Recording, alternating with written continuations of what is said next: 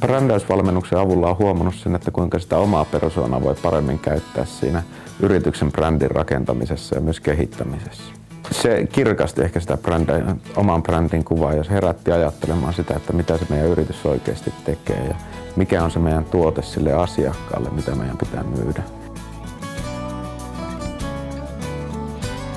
Minun mielestä tämä on ollut erittäin mielenkiintoinen tapa tehdä tätä työtä, koska on ollut muita yrityksiä mukana tässä saman pöydän ääressä ja on saanut jollakin lailla mennä sisälle myös toisiin yrityksiin ja miettiä, että miten siellä, eli pannut aivosoluja liikkeelle. Mä tykkään tuommoisesta, että porukalla pohditaan vähän, annetaan vinkkiä toisille ja toiset antaa sitten vinkkiä, koska luentotyyliin niin siinä helposti käy sille, että aivot kopsahtaa narikkaan ensimmäisen 10 minuutin jälkeen ja sen jälkeen ei enää muistakaan, mitä on tapahtunut sen päivän aikana.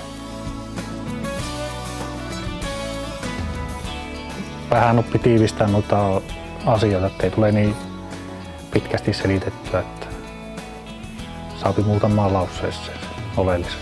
Pystytään lyhyemmin kertomaan se oleellinen asia siitä myytävästä tuotteesta sille asiakkaalle. Että harva asiakas jaksaa alkaa lukemaan monta A4. Ajatukset on vahvistunut. Sitten, että miten on ajatellut, niin sitten kun on käynyt asioita läpi, niin on toinen, että on oikeaan suuntaan menossa. Mä tykkäsin niistä kotitehtävistä sen suhteen, että piti haastatella niitä asiakkaita. Ja siitä tuli semmoisia uusia ajatuksia, mitä ei olisi itsekään edes ajatellut, että ai noinhan me tehdäänkin. Että joo, että mä en ole tuota asiaa miettinytkään tuota kautta.